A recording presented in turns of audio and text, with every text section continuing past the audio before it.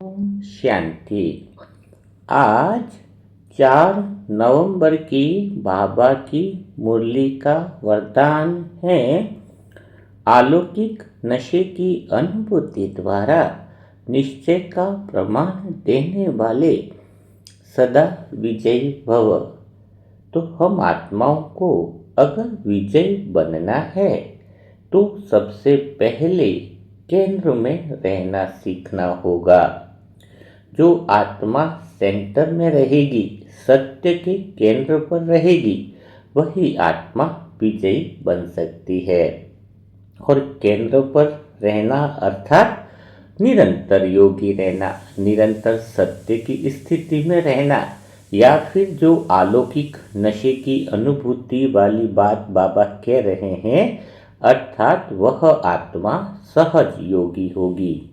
सहज योगी आत्मा ही केंद्र में रहेगी और केंद्र में रहेगी वही आत्मा विजयी भव बनेगी। लेकिन सहज योगी बना कैसे जाए? तो सहज योगी बनने के लिए सबसे पहले यह समझना जरूरी है कि सहज योगी कहते किसे हैं, क्योंकि जो सहज योगी आत्मा होगी वही तो विजयी आत्मा होगी। तो सहज योगी आत्मा वह होती है जो हर परिस्थिति में सहज रहती है। जैसे पहिया घूमता है पर उसके केंद्र में गति नहीं होती है। चारों ओर हलचल तो रहती है पर केंद्र बिंदु अचल रहता है। उसी तरह सहज योगी आत्मा हर स्थिति में योग युक्त रहती है। बाहरी चाहे तनाव हो, चाहे चिंता हो, चाहे विपरीत बातें भी हो, पर वह अंदर से सदा मीठे बाबा से जुड़ी हुई रहती है। जब आत्मा का संबंध भगवान से इतना गहरा हो जाता है कि उसको भगवान के अलावा और कोई छवि दिखाई नहीं देने लगे, हर कर्म में हर जगह बस मेरा बाबा का भाव जुड़ा रहता है, तब समझ लेना कि वह आत्मा सहज योगी बन गई है। ऐसी आत्माएं केवल भगवान को याद नहीं करती है, बल्कि भगवान भी उसे बड़े प्यार से याद करता है। तो अब बच्चे, सहज योगी आत्मा बनने से फायदा क्या होगा, यह भी तो गहराई से समझने वाली बात है। तो सहज योगी बनना अर्थात विजयी बनना। सहज योगी आत्मा का प्रकाश अंदर से प्रकट होने लगता है, मानो अंदर की शक्तियां बाहर निकलने लगती है। जैसे ऐसा अनुभव होने लगेगा कि आत्मा सहज योग में स्थित होने पर उसके आगे जो अज्ञानता रूपी जो बादल है वह स्वतः ही हटने लगते हैं और अंदर की शक्तियां बाहर काम करने लगती है। सहज योगी आत्मा के जो नयन होते हैं ना, वो बहुत ही डिफरेंट होते हैं। माना उनके नयनों में बाबा का प्रेम समाया हुआ रहता है। और उनके मुखमंडल की तो क्या बात करो, उनका मुखमंडल तो दिव्यता से भरा हुआ रहता है। उनके हर व्यवहार में बहुत ही दिव्यता झलकने लगती है। बात करते हुए दादियों की याद आ जाती है कि उनका मुखमंडल देखो, उनका व्यवहार देखो, कितनी दिव्यता लगती थी, क्योंकि वो सत्य के केंद्र पर थे, वह सहज योगी थे। जैसे बीज है ना, तभी तो वृक्ष बनता है जब उसे जल मिलता है, धूप मिलता है। तो वैसे ही आत्मा की शक्तियाँ अंदर है ना, वो तभी खिलेंगी जब वह सहज योगी बनेगी। जब वह भगवान के प्रेम में डूबी रहेगी तो आत्मा के अंदर की शक्ति शक्तियाँ बाहर निकलने लगेगी। फिर आत्मा का प्रकाश भीतर से बाहर की तरफ आपके सारे परिवार में, गली में, मोहल्ले में सब जगह फैलने लगेगा। लेकिन इसके लिए सहयोगी तो बनना पड़ेगा। सहयोगी आत्मा को परमात्मा का साक्षात दर्शन हो जाता है। सहयोगी आत्मा भगवान के प्रेम में लीन होने के कारण उसके मन रूपी दर्पण पर जो अज्ञानता की धूल लगी होती है वह हट जाती है। तो जब दर्पण से धूल हट जाएगी अर्थात अज्ञान की परतें हट जाएंगी तो परमात्मा स्वयं सामने दिखने लग जाता है। क्योंकि आत्मा और परमात्मा के बीच में एक ही तो परत है, अज्ञानता की परत। जब अज्ञानता की परत हट जाती है तो आत्मा को स्वयं का भी साक्षात्कार हो जाता है और परमात्मा का अनुभव भी स्पष्ट हो जाता है।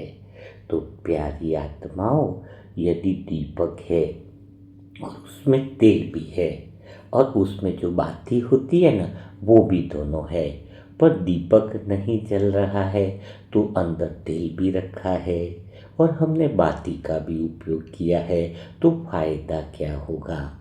तो ज्ञान और योग दोनों तो हैं, पर अनुभव न हो तो ज्ञान क्या हो जाएगा, अधूरा हो जाएगा। आपने ज्ञान बहुत भर रखा है, डेली मुरली मंथन सुनते हो, डेली नई बातें सुनते हो, लेकिन उस ज्ञान को अनुभव में बदलना ज़रूरी होता है।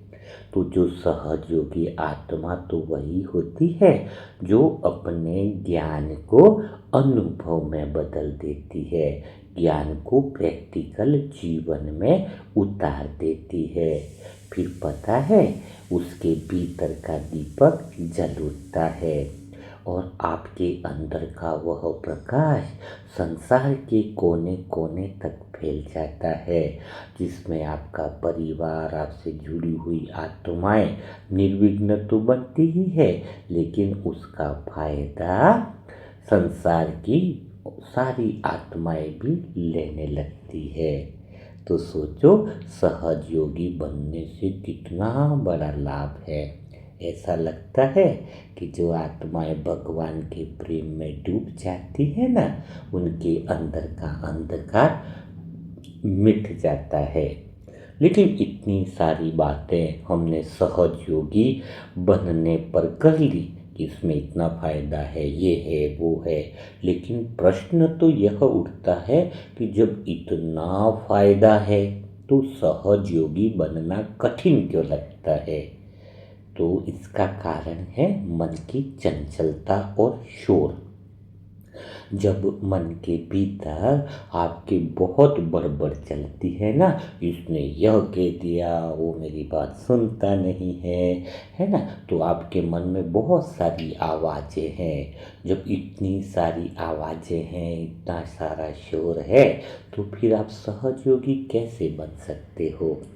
इसलिए आज से, अभी से अगर आप आत्माएं सहयोगी बनना चाहती है ना, तो पहली विधि दिल में बैठा दो। कौन सी विधि दिल में बैठाओगे कि मन को इस शोर से मुक्त कर मौन तक ले जाने की विधि। तो आप सभी आत्माएं तैयार हो मन को मौन तक ले जाने के लिए। मुझ आत्मा ने तो बहुत सारी प्रैक्टिस करी और मैं तो बाहर की दुनिया की शोर से सेकंड में पार हो जाता हूँ। पर मैं आत्मा तो चाहती हूँ कि आप आत्माएं भी मन को मौन में लाना है, यह विधि समझें, तभी तो आप केंद्र में आओगे। जब मन चुप हो जाता है ना, तो सच कह रहा हूँ आत्मा बोलती है, पर अभी आपके मन में बहुत शोर है। आप जानना चाहोगे आपके मन में कौन सा शोर है? बताओ। इच्छाओं का शोर है, यह चाहिए, वह चाहिए। मैं देखता भी हूँ, अहंकार का भी शोर है, मैंने ये किया, मेरे पास ये है, मेरे पास गाड़ी है, मैं तेरे से बहुत अच्छा हूँ। यह अहंकार का भी शोर है। और कुछ देखता हूँ कि कुछ पुरानी बातें और यादों का भी शोर है। यह सारा जो शोर है ना, तुम्हारे जो आत्मा का अंदर की जो अंतर्मन की जिसको आवाज़ कहते हैं ना, तो उस आवाज़ को दबा देता है। यह शोर तब तक नहीं रुकता है जब तक आप अहंकार का केंद्र नहीं छोड़ते हो। अहंकार वाला जो केंद्र है ना, कि मैं ये हूँ, मैं वो हूँ, तो वह मन कभी शांत नहीं हो सकता है। इसका कारण क्या है? क्योंकि अहंकार वाला मन अलग अलग विषय पकड़ता ही रहता है। अब यह करना है, अब इसको घुमाना है, इससे झूठ बोलना है ना? तो उसके पास बहुत सारे विषय होते हैं, इधर उधर घूमता रहता है। तो अब बात क्या आती है कि मन का जो शोर है आपके भीतर का, उसको फिर हम समाप्त कैसे करें? उसके लिए दिल से बता रहा हूँ, आप प्रैक्टिकल करोगे ना, उसके लिए एक ही आवाज़ है। आपको अंदर से आज मेरी बात ध्यान से सुनो कि आत्मा की सच्ची आवाज़ को सुनना है। अंदर से एक लगन उत्पन्न हो जाए कि मुझे यह अहंकार के केंद्र से जो शोर की आवाज़ें हैं ना, उसको नहीं सुनना है। मुझे किसकी आवाज़ें सुननी है? आत्मा की सच्ची आवाज़ को सुनना है। तो जब मन संसार की आवाज़ें छोड़कर आत्मा के साइलेंस की आवाज़ सुनता है ना, तो वह आत्मा के केंद्र से जुड़ जाता है और अंदर तो धुन सी लग जाती है। साइलेंस का संगीत इतना प्यारा है कि साइलेंस में कोई एक धुन नहीं है, अनगिनत ध्वनि आती है, बहुत मधुर ध्वनि आती है और सब एक ही स्वर में आती है। और पता है वह स्वर कौन सा है? वह स्वर बहुत ही प्यारा है, हृदय को छू जाने वाला है। वह स्वर है ओम का। बहुत आनंद आया था जब मेरे मन ने उस अनहद नाद को सुना था। मज़ा आ गया था उस अनहद नाद में और मेरा मन कर रहा था कि उसमें समा जाओ। तो मन जो है वो उस साइलेंस में विश्राम पा लेता है, सत्य के केंद्र से मिल जाता है। तो उस साइलेंस की अवस्था में आत्मा आनंद में रहती है। उस मौन में कोई खालीपन नहीं है, बल्कि वहाँ तो परमानंद का अनुभव है। आत्मा को अनुभव होता है कि मानो वह ईश्वर की गोद में है, बाबा ने अपनी गोदी में उठा लिया है। और फिर आत्मा की हर दृष्टि, हर वाणी, हर कर्म एक मधुरता से, एक मिठास से भर जाता है। बहुत सुंदर अनुभव होता है। फिर है ना, बाहर के संघर्ष जो चल रहे होते हैं उसका कोई प्रभाव नहीं रहता है। बाहर ऐसा लगता है कि परिस्थितियों के बादल आते हैं पर टिकते नहीं हैं। तो सहजयोगी आत्मा केंद्र में स्थिर रहती है, आत्मा की आवाज में खोई रहती है। यही तो सहज योग की पहली अवस्था है। कौन सी है? आप समझ गए हो ना? मन को संसार के शोर से मौन में ले जाना। आत्मा बोलने लगे और भीतर के मौन में बाबा का संगीत सुनाई देने लगे। तो कितना आनंद आ जाता है। आप अगर ऐसे केंद्र में स्थित रहना चाहते हो ना, तो आपको लड़ने वाला अर्जुन बनना पड़ेगा। ज्ञान सुनने वाला नहीं, ज्ञान तो आप आत्माएं रोज सुनती हो, लेकिन यह चेक तो करना पड़ेगा ना कि ज्ञान को जीवन में उतारा कितना है। मैं भी शुरुआत में बहुत ज्ञान सुनता था, लेकिन मज़ा नहीं आता था। उदासी आ जाती थी, कभी उबासी आ जाती थी। लेकिन जैसे ही ज्ञान को जीवन में उतारने लगा, बाबा की बातों को प्रैक्टिकल में समझने लगा, तो बहुत आनंद की अनुभूति हो जाती है। क्योंकि बाबा हमेशा कहते हैं कि केवल ज्ञान सुनना काफ़ी नहीं है, ज्ञान को जीवन में उतारना है। यही तो विजयी रतन बनने का असली पुरुषार्थ है। सुनते तो बहुत सारी आत्माएं हैं, कितनी ढेर सारी आत्माएं मुरली सुनती है। अभी भी कई सारी आत्माएं मुरली मंथन सुन रही होंगी, पर कुछ आत्माएं ऐसी होंगी जो ज्ञान को कर्म में बदल देंगी। वही तो श्रेष्ठ अर्जुन वाली आत्माएं हैं, बाबा के दिल में रहने वाली आत्माएं हैं। तो अर्जुन को भगवान ने केवल बातें सुनाने के लिए नहीं बुलाया था, उसने युद्ध भूमि में खड़े होकर धनुष उठाया, तभी तो वह विजय बना। तो आज वास्तव में देखा जाए तो मैं भी दिल से आपसे एक ही बात पूछता हूँ, क्या तुम वह अर्जुन हो जो केवल मुरली सुनते हो, या वह अर्जुन हो जो युद्ध करते हो?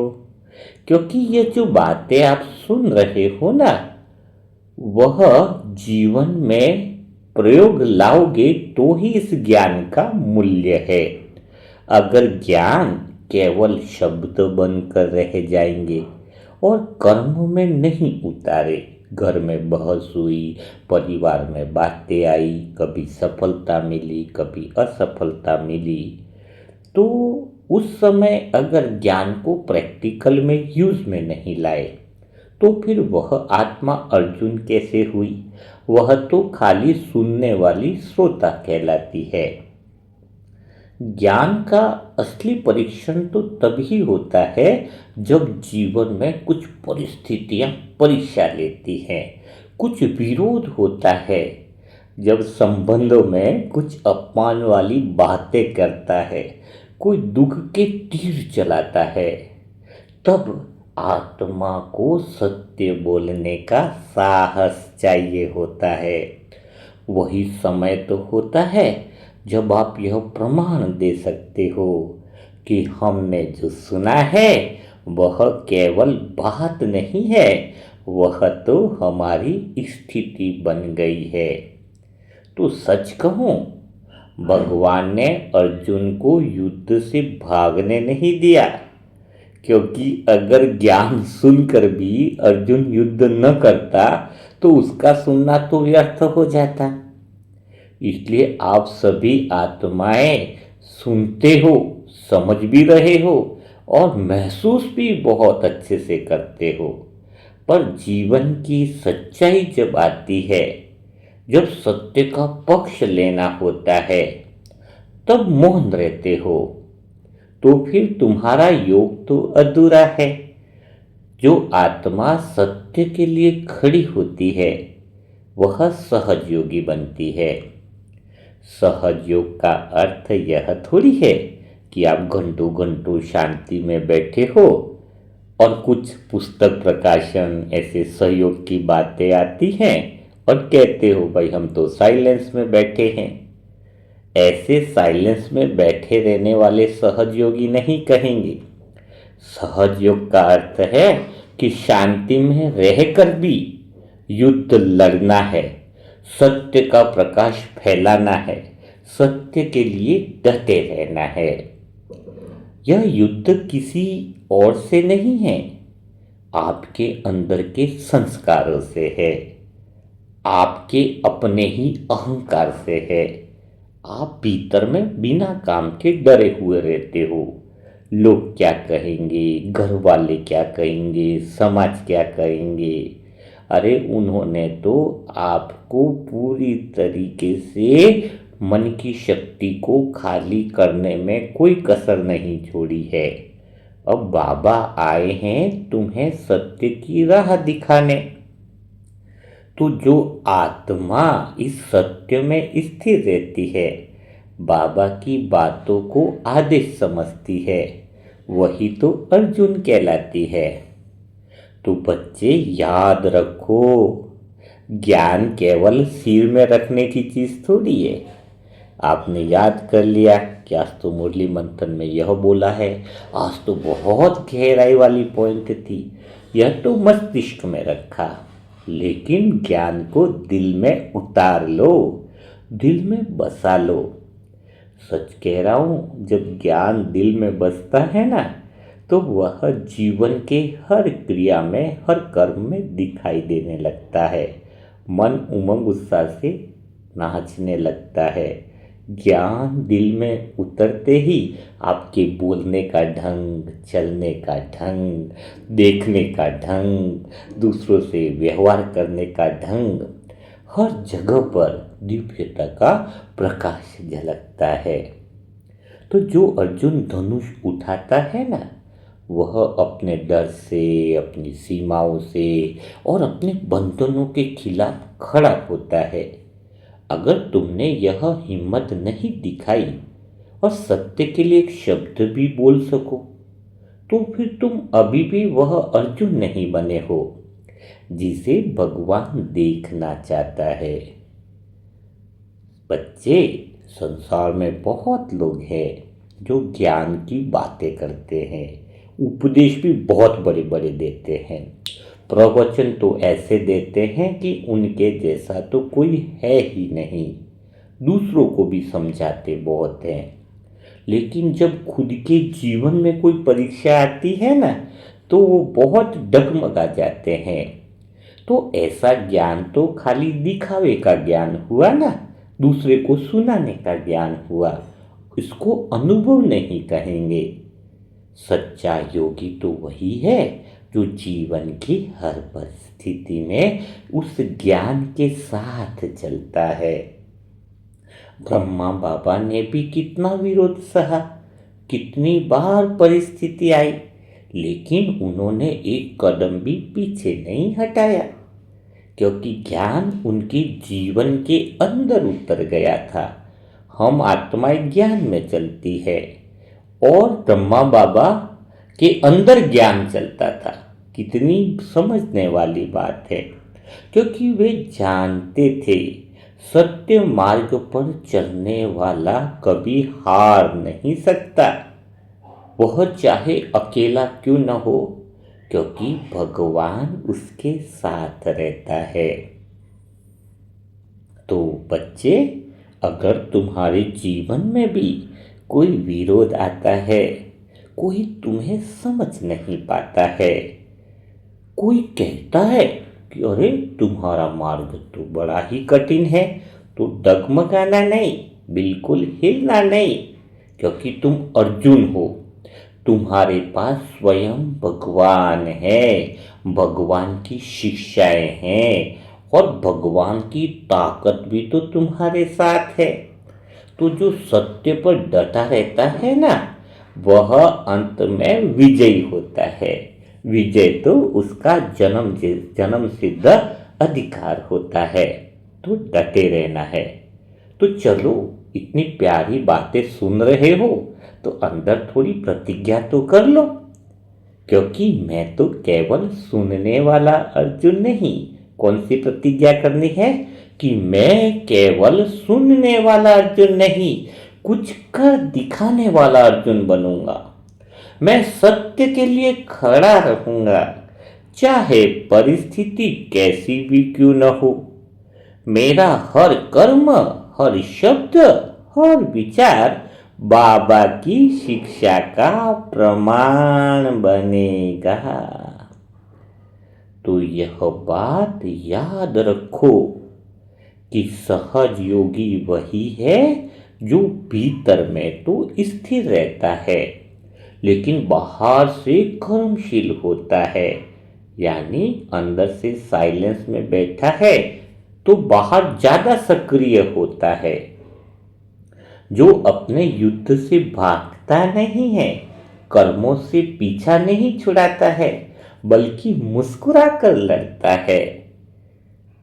आप भी परिवार में कोई भी परिस्थिति आ जाए तो डरना नहीं है, बल्कि उन पर तो राज्य करना है। ऐसा अर्जुन बनो, तभी तो तुम्हें सच्चा सहज योगी कहेंगे। खाली तुम ज्ञान सुनकर भी निष्क्रिय रहते हो तो तुम तो फिर दर्शक जैसे हो गए। पर जिसने ज्ञान को कर्म बना दिया, वही तो विजयी कहलाता है। तो विजय तो बनना ही है। विजय तो तुम्हारा जन्म सिद्ध अधिकार है। लेकिन इतना सारा ज्ञान सुनते हो तो ज्ञान की तलवार का सही प्रयोग करना भी तो आना चाहिए। क्योंकि बाबा तो तुम्हें यह सिखा रहे हैं कि ज्ञान का प्रयोग कैसे करना है। यह ज्ञान इतनी प्यारी प्यारी दिल को छू जाने वाली मुरली मंथन की बातें खाली बोलने के लिए थोड़ी हैं। तुम्हें इसे बदलना होगा, स्वयं में चेंज लाना होगा। ज्ञान तो वह तलवार है जो दो धारी होती है। एक धार दूसरों की अज्ञानता को मिटाती है और दूसरी जो धार होती है ना, वह स्वयं के विकारों को काटती है। लेकिन जो आत्मा केवल दूसरों को सुधारने में लगी रहती है और स्वयं पर काम ही नहीं करती है, वह तो ज्ञान का आधा उपयोग कर रही है।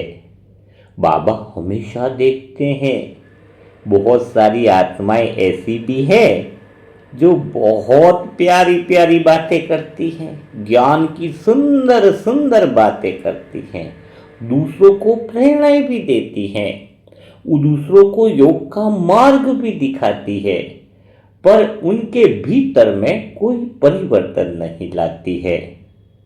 ऐसा ज्ञान तो अहंकार बन जाता है। जो ज्ञान अहंकार में बदल जाए, भला उस आत्मा को पद ऊंचा कैसे मिल सकता है। वह ज्ञान तो आत्मा को ऊंचा ले ही नहीं जा सकता है। अगर मैं सच कहूं तो ऐसे ज्ञानी आत्माएं तो और अंदर से नीचे गिर जाती हैं। तो ज्ञान को अहंकार से नहीं, समर्पण बनाना होता है। अपने आप से पूछो कि ज्ञान को अहंकार तो नहीं बनाया, मुझे ये आता है, मुझे वो आता है। ऐसा नहीं होना चाहिए। ज्ञान की तलवार जब बाहर की अंधकार पर चलती है तो दूसरों का भला करती है, पर जब वही तलवार हमारे भीतर के अहंकार पर चलने लग जाती है ना, तो आत्मा का उद्धार हो जाता है। इसलिए पहले स्वयं को देखो। क्या तुम्हारा मन अभी भी दूसरों की गलतियों पर ध्यान देता है? भाभी ने यह कहा, बहन ने वो कहा, पति ने ये कहा। क्या तुम्हारी दृष्टि में अभी भी आलोचना रहती है? अगर हाँ है तो समझो तलवार अभी बाहर ही चल रही है। बाबा तो कहते हैं पहले इस ज्ञान की तलवार से पहले स्वयं को काटो, अपने विकारों को मिटाओ, अपने भीतर की कठोरता को गला दो। जब स्वयं को काट लोगे तो बाकी सब बाहर की चीजें अपने आप बदल जाएंगी।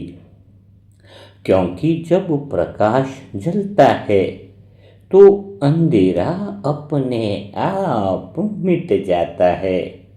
जो आत्मा सहज योगी है, सच्ची है ना, वह कभी भी किसी को दोष नहीं देती है। तो आज पूरा दिन आप आत्माओं को किसी को दोष नहीं देना है। आज का दिन शिकायत मुक्त रह करके दिखाओ कि मुझे किसी से शिकायत नहीं है। तो बाबा खुश हो जाएंगे। यह केवल अपने भीतर की तुम अशुद्धि को जब देखोगे तो बाबा से कहोगे कि बाबा मुझे बदल दो। जब स्वयं को ज्ञान का दर्शन से अज्ञानता का भी दर्शन हो जाए तो भीतर का अहंकार, भीतर का क्रोध, भीतर का आलस्य सब समाप्त होने लगता है। ऐसी आत्मा विनम्रता में आ जाती है और वही तो सहज योग है। और ऐसी आत्माएं तो निरंतर भगवान के प्रेम में आनंदित रहती है। जो खुद को देखती है उसको तो लगता है कि मैं आत्मा सीता बन जाऊं, तू मेरा राम बन जाए, मैं तेरी राधा बन जाऊं, तू मेरा कृष्ण बन जाए। बस उसी से जुड़ी रहती है। उसका ध्यान स्वयं पर ही तो रहता है, स्वयं के विकारों को समाप्त करने पर। तो आप आत्माएं भी याद रखो। क्या याद रखोगे? ज्ञान की तलवार जितनी बाहर के लिए है उतनी ही भीतर के लिए भी है। अगर तुम केवल दूसरों पर चलाओगे तो एक दिन वह तुम्हें घायल कर देगी, पर अगर पहले स्वयं को काटोगे तो वह तुम्हारी रक्षक बन जाएगी। बाबा यह नहीं पूछना चाहते कि तुम दूसरों के दोष खोजो, दूसरों के दोष कितने हैं। बाबा यह नहीं गिनना चाहते हैं। बाबा तो यही चाहते हैं कि तुम भीतर से पूर्णता को खोजो। जब आत्मा खुद को हर दिन थोड़ा सा भी थोड़ा सा चेंज ले आए, कल के दिन से आज अपने आप को बेहतर बना दे कि भाई मेरे अंदर कल इतनी कमियां थी, आज ये कमियां कम हो गई है, कल से मैं आत्मा आज बेहतर बनी हूँ। तो फिर ऐसी आत्माएं बाबा की सच्ची संतान होती है। तो ज्ञान का प्रयोग जो है ना वह आत्म परिवर्तन के लिए करना चाहिए। हर बार जब कोई परिस्थिति तुम्हारे सामने आए तो स्वयं से पूछना है, यह परिस्थिति मुझे क्या सिखाने आई है। हर व्यक्ति, हर घटना, हर विरोध तुम्हारे लिए एक दर्पण है। जो उसमें स्वयं को देखता है वह निरंतर ऊंचा उठता जाता है। तो ज्ञान को केवल शास्त्रों में या शब्दों में रखोगे तो उसका उपयोग सीमित हो जाता है, पर जो ज्ञान को अपने व्यवहार में, अपने बोल में, अपने संबंधों में लाता है वह ज्ञान को जीवंत कर देता है। आप जैसी आत्माओं के लिए फिर ज्ञान शास्त्र नहीं रह जाता है, बल्कि शक्ति बनकर आपकी रोम रोम में उतरने लगता है। तो आज फिर पूरा दिन अभ्यास तो करके देखोगे ना कि जब भी तुम्हें परिवार में, अपनी सासू माँ में, अपने भाइयों में, किसी में भी तुम्हें दोष दिखाई देना तो पहले स्वयं में झांक लेना। जब कोई तुम्हारा अपमान करे, जब कोई तुम्हारी बुराई करे ना तो उसे अपने सुधार का अवसर मानना। जब कोई कठिनाई आ जाए ना तो समझ लेना यह बाबा की एग्जाम हॉल है, जहां मुझे अपने तलवार की धार आजमानी है, परिस्थितियों में ज्ञान का यूज करना है। तो जब आत्मा इस प्रकार से अपने अंदर कार्य करने लग जाती है ना तो वह फिर धीरे धीरे सत्य के केंद्र की तरफ बढ़ने लगती है। और फिर ऐसी आत्मा को ज्ञान कभी बोझ नहीं लगता है, बल्कि वरदान बन जाता है। फिर वह हर बात में केवल केवल प्रेम, करुणा और सहजता ही देखती है। यही है ज्ञान की तलवार का सच्चा प्रयोग करना। दूसरों को नहीं, स्वयं को काटना। स्वयं को नहीं, अहंकार को मिटाना। और जब अहंकार मिट जाता है, तब आत्मा परमात्म प्रेम में लवलीन हो जाती है, सहज योगी बन जाती है, विजयी आत्मा बन जाती है। तो जब तुम्हारा मन और बुद्धि एक हो जाती है, तो तुम्हारी वाणी में मिठास आ जाती है। तुम्हारी दृष्टि की तो क्या बात करो, दृष्टि में तो उस समय निर्मलता आ जाती है। तब समझ लेना कि ज्ञान की तलवार अपने सही स्थान पर पहुंच चुकी है। तो ज्ञान तो आ गया है, लेकिन उसमें प्रेम भी तो चाहिए। चाय बना रहे हो, चाय पत्ती है, दूध है, पानी है, लेकिन शक्कर नहीं, तो चाय में वह मिठास नहीं आती है। तो ज्ञान की तो इतनी सारी बातें कर ली, लेकिन प्रेम के बिना तो ज्ञान अधूरा सा लगता है।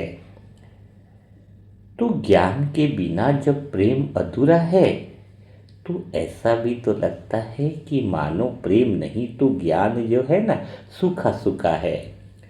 रोटी खा रहे पर घी नहीं लगा है। वैसे ही अगर ज्ञान के साथ प्रेम नहीं है, तो ज्ञान भी सूखा सूखा लगता है। ज्ञान फिर दिमाग में ही रह जाता है, पर प्रेम दिल में उतरता है।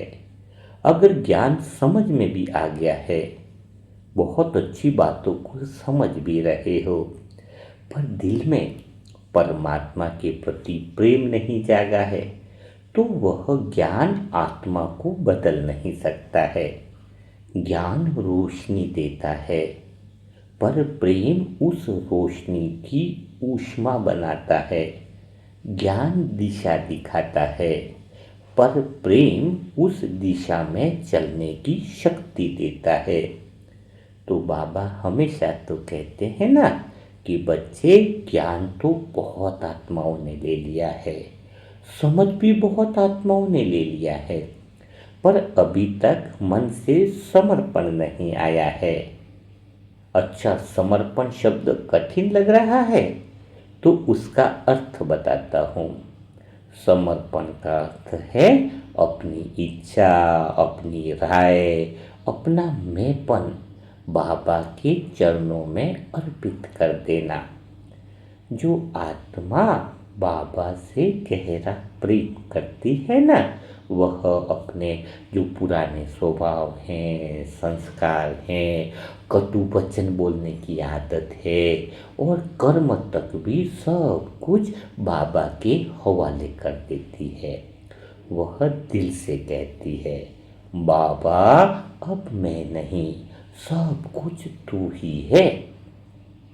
जब आपके दिल में ऐसा सच्चा भाव उत्पन्न होता है, बिल्कुल सत्यता रहती है, सच्चाई रहती है, तो फिर आपका योग सहज हो जाता है। क्योंकि जहाँ पर प्रेम है ना, वहाँ मेहनत नहीं करनी पड़ती है। प्रेम तो वह अवस्था है जिसमें आत्मा को बाबा की याद में अलग होने का अनुभव ही नहीं होता है। हर श्वास में वही अनुभव होता है कि मैं बाबा में समाई हुई हूँ और बाबा मुझ में समाया हुआ है। जब प्रेम पूर्ण होता है, तो ऐसा लगता है कि दूरी समाप्त तो हो गई है। यही तो सहज योग की पराकाष्ठा है।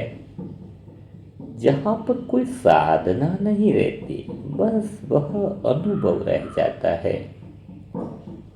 बाबा कहते भी तो है कि जिस आत्मा के भीतर यह तड़प होती है ना, यह प्यास होती है कि बाबा मैं तुझसे मिलना चाहता हूँ, तेरा दर्शन करना चाहता हूँ, वह तड़प ही तो प्रेम का प्रमाण है। प्रेम की पहचान यही है कि आत्मा हर पल उसी की याद में जीना चाहती है। वह कहीं भी हो, कुछ भी कर रही हो, अंदर में वही जल रहा होता है। मेरा बाबा, मेरा बाबा, मेरा बाबा। ज्ञान यह समझाता है कि भगवान हमारे पास में ही है, लेकिन प्रेम यह महसूस कराता है कि मैं उससे अलग नहीं हूँ। ज्ञान कहता है वह मेरे पास है, प्रेम कहता है मैं इसके साथ कंबाइंड हूँ, जुड़ी हुई हूँ, वह मुझ में समाया हुआ है, मैं उसमें समाई हुई हूँ।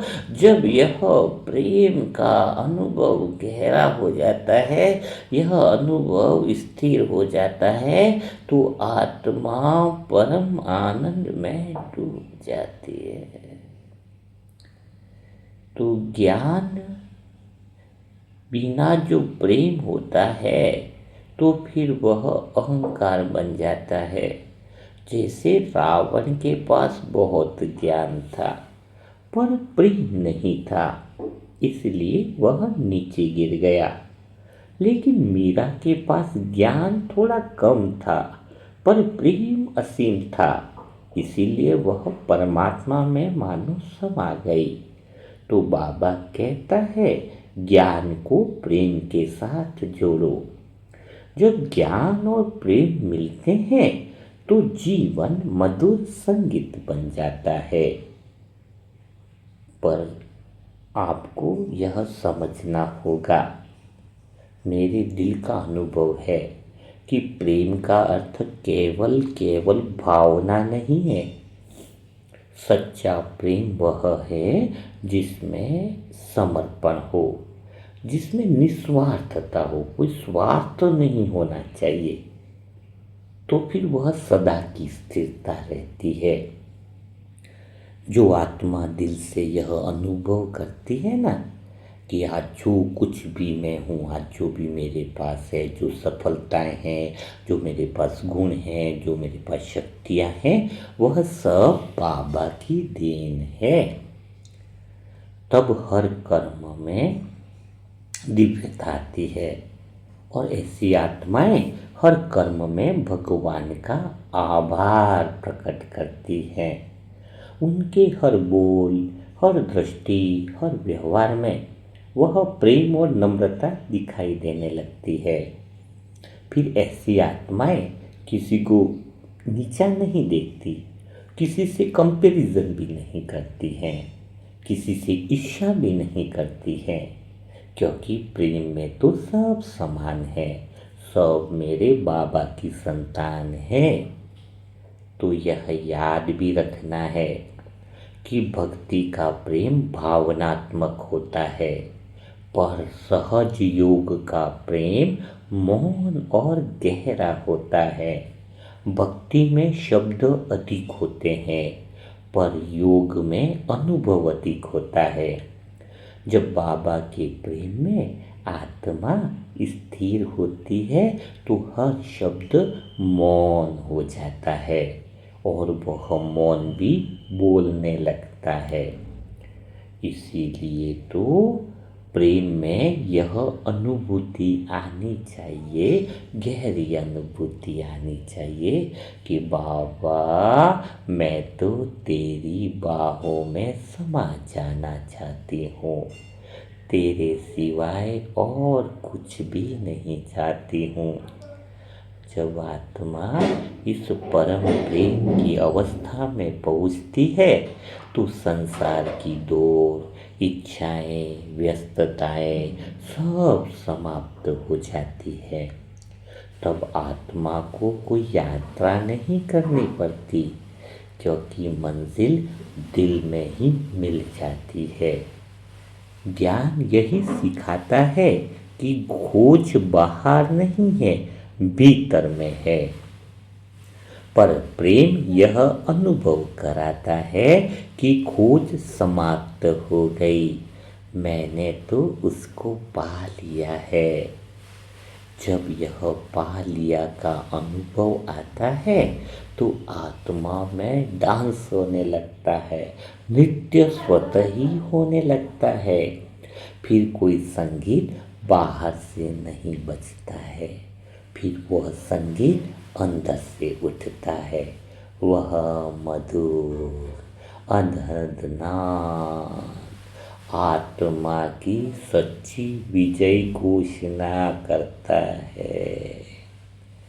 प्रेम में भी तपस्या है, पर वह आनंदमय वाली तपस्या है। प्रेम में भी मौन है, पर वह बोलता हुआ मौन है। प्रेम में भी यात्रा है, पर वह अंतर्मन की यात्रा है। जो आत्मा इस अवस्था तक पहुंच जाती है वही सहज योगी और विजयी आत्मा कहलाती है। तो अब बाबा दिल से क्या कहते हैं कि बच्चे केवल जानने वाले मत बनो, प्रेम करने वाले बनो। जो बाबा से प्रेम करता है वही सच्चा ज्ञानी है, वही सच्चा योगी है और वही सच्चा विजयी आत्मा है। और ऐसी आत्माएं दूसरे को सहयोग भी देती है, क्योंकि सहज योगी बनने के लिए केवल मौन भी नहीं, केवल ज्ञान भी नहीं, केवल प्रेम ही नहीं, बल्कि दूसरी आत्माओं को सहयोग देने की भावना भी जरूरी होती है। क्योंकि सहयोग वह सूत्र है जो सभी आत्माओं को एक माला में पिरो देता है। जिस आत्मा के दिल में सहयोग की भावना होती है वह कभी अकेलापन महसूस नहीं करती है, क्योंकि वह जानती है कि बाबा का परिवार एक ही है। सब आत्माएं उसी एक सोर्स से बनी है। कोई इंजन अकेले डिब्बों को मंजिल तक नहीं ले जा सकता है। अर्थात इसका अर्थ समझना होगा कि डिब्बा बिना इंजन के आगे नहीं बढ़ते, इंजन जरूरी होता है। तो इंजन और डिब्बे सब जुड़े होते हैं तब यात्रा पूरी होती है। अगर हम एक दूसरे से जुड़े हुए न हो तो यात्रा अधूरी रह जाएगी। तो सहज योगी आत्मा हमेशा सबको साथ लेकर चलती है। किसी आत्मा को पीछे नहीं छोड़ना है, किसी को छोटा या कमजोर नहीं समझना है। जब तुम सब आत्माओं को समान दृष्टि से देखते हो तो फिर वैसे ही तुम पावरफुल और योगी आत्मा हो जाते हो। कभी किसी आत्मा की गलती को देखकर दूर नहीं होना, बल्कि उस आत्मा के लिए दुआ करना है, शक्ति देना है, प्रेम देना है, क्योंकि वह आत्मा भी बाबा की संतान है। तो सच्चा योगी बनना समझ में आया? सच्चा योगी वह नहीं जो केवल योग के समय बाबा को याद करे, बल्कि सच्चा योगी तो वह हुआ जो हर पल हर कार्य में अंदर से केंद्र में योग युक्त रहे। उसकी स्थिति ऐसी हो जाती है कि योग उसके लिए कोई प्रैक्टिस नहीं रहता है, उसका तो स्वभाव बन जाता है। सहज योगी की पहचान यह नहीं कि वह कितनी देर योग में बैठता है, बल्कि सहज योगी की पहचान तो यह है कि वह दिन भर में कितनी बार अपनी स्थिति नहीं खोता है, क्योंकि योग की सच्चाई बैठने में नहीं, टिकने में है। जो आत्मा स्थिर रहती है वही सहज योगी है। सहज योगी वाली आत्मा का मन है ना, बहुत शांत रहता है, उसकी बुद्धि बहुत स्थिर रहती है और उसके हृदय में मधुर आनंद बहता रहता है।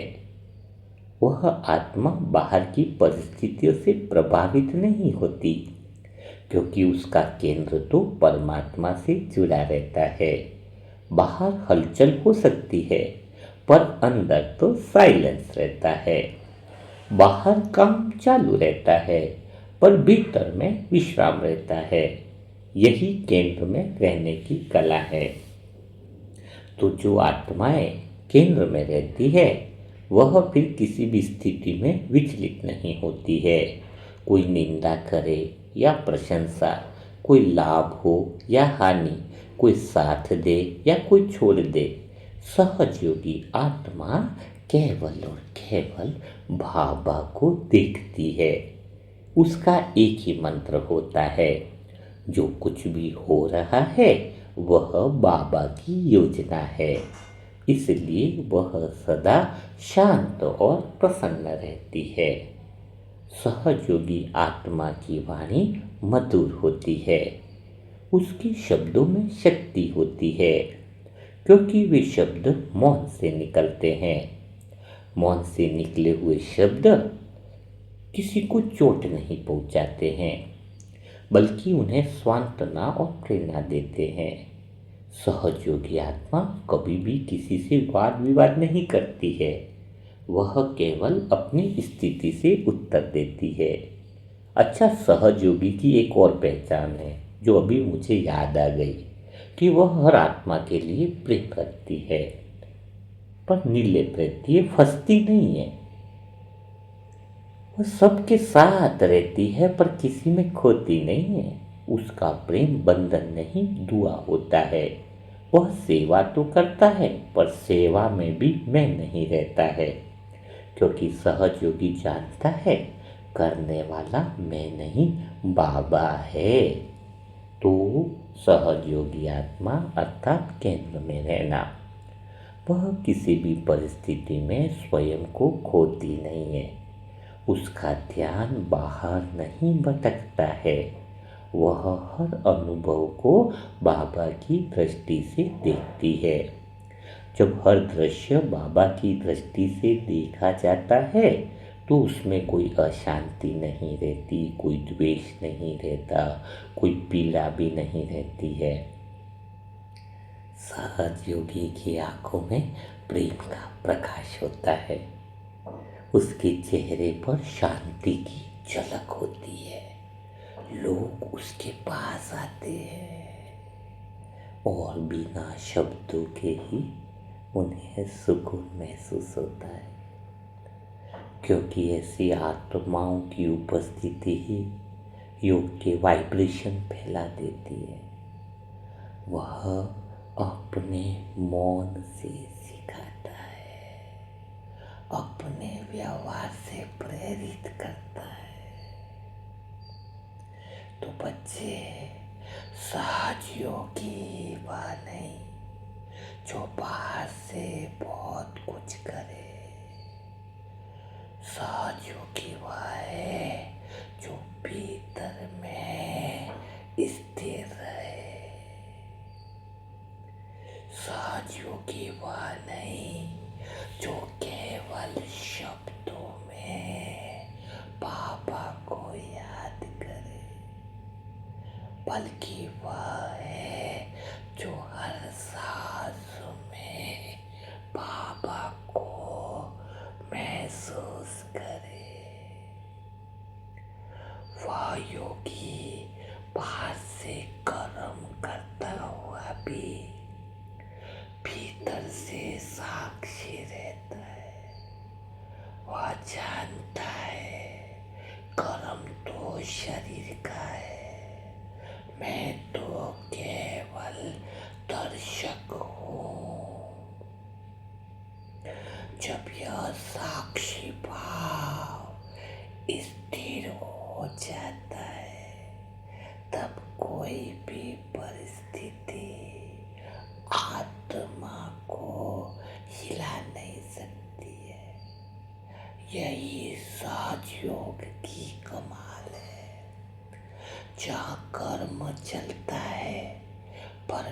भीतर में मौन रहता है, जहाँ सेवा होती है पर भीतर में विश्राम रहता है, जहाँ बोलते हुए भी आत्मा चुप रहती है।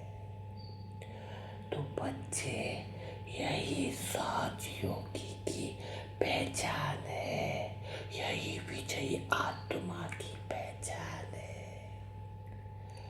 वह मौन में बोलता है, प्रेम में सेवा करता है, ज्ञान में जीता है और केंद्र में टिका रहता है। उसका हर कदम साक्षात शिक्षा बन जाता है। वह किसी को उपदेश नहीं देता, उसका जीवन ही उपदेश बन जाता है। जब आत्मा इस स्थिति में पहुंचती है तब बाबा मुस्कुराता है और कहता है, वाह बच्चे, अब तुम वह बन गए हो जो सदा विजयी है। तुम वह बन गए हो जो केंद्र में है, जो स्थिर है, जो सहज योगी है, जो विजयी है। समझा? तो आज बाबा ने सहज योगी बनने की बहुत मधुर और दिल को छू जाने वाली बातें समझाई है। लेकिन हमें खाली समझना ही नहीं है, उसको प्रैक्टिकल में लाना भी है। तो आप आत्माओं को आज की बातें कितनी समझ में आई, वह सारी चीज़ें कमेंट बॉक्स में ज़रूर लिखिएगा। और जो आत्माएं अपने पुरुषार्थ को बढ़ाना चाहती हैं और तीव्र पुरुषार्थ के ग्रुप में जुड़ना चाहती हैं, ऐसी आत्माओं के लिए मोबाइल नंबर है 7202921969। तो इस पर ओम शांति लिखें, नेम लिखें, सेंटर का एड्रेस लिखें तो ग्रुप में ज्वाइन कर लिया जाएगा। तो कल हम फिर मुलाकात करेंगे ऐसे ही मुरली मंथन की नई सेशन के साथ। तब तक के लिए सभी भाई बहनों को ओम शांति, ओम शांति, ओम शांति।